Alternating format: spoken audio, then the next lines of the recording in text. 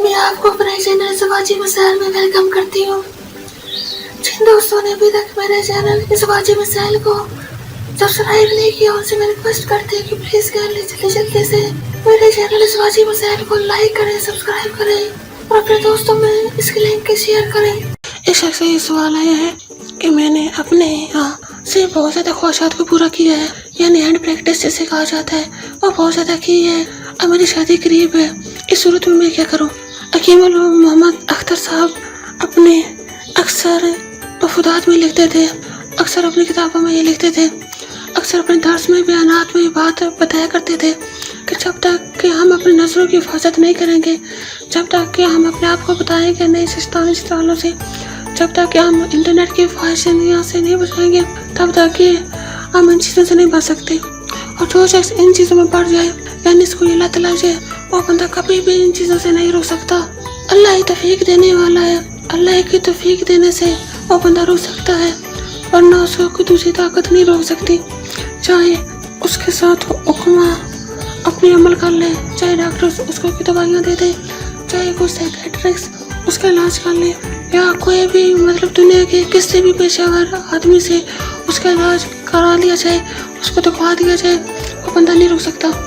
अब जब कि आपने अपनी जवानी को बर्बाद कर ही लिया है, उसके बाद आप ये पूछे, आप जहर खाने के बाद ये पूछे मैंने जहर खा लिया है, आप इसे बचाओ की क्या सूरत है? उस सूरत में जहर खाने के बाद कोई डॉक्टर आपकी बचाव की सूरत नहीं दे सकता। जहर खाने से पहले आप पूछे क्या हम जहर खाने लगे हैं, मेरा इरादा जहर खाने का है, मैं खाऊंगा तो उससे क्या होगा? अगर मैंने जहर खा लिया तो उसका बचाव की सूरत क्या होगी? क्या जहर खाना मेरे लिए मौजू है कि नहीं है? जहर खाने के बाद अगर आप ये किसी डॉक्टर से पूछे मैंने जहर खा लिया, आप मुझे इसकी तदबीर बताएं, कोई दवाई बताएं, इससे मैं निजात हासिल करूँ और मैं मरूँ ना। ऐसा तो नहीं हो सकता कि आप जहर भी खाने मरे बिना। लिहाजा जब आप ये काम कर लिया, उसके बाद आप ये पूछ रहे हैं कि मेरी शादी होने वाली है, अब उस सूरत में मैं क्या करूँ? तो ये इंतहाई एक माना सवाल है कि जब आपने अपनी पूरी जवानी बर्बाद कर ली है, लिहाजा अब आपके पास सर पीटने के अलावा कोई दूसरा रास्ता नहीं है। इल्ला कि आपको औलाद दे दे, अल्लाह रब्बुल इज़्ज़त आपको हिदायत है, आप दोबारा ये गलती न करें, हकीम से रब्ता न करें।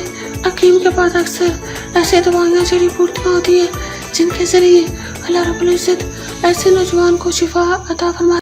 आखिर में मेरी आप दोस्तों से रिक्वेस्ट है कि प्लीज मेरे चैनल सवाजी मसाइल को लाइक करें, सब्सक्राइब करें और इसके लिंक को अपने फेसबुक के फ्रेंड्स में, व्हाट्सएप के फ्रेंड्स में, इंस्टाग्राम पे शेयर करें ताकि ज्यादा से ज्यादा लोगों तक मेरी वीडियो पहुंच सके।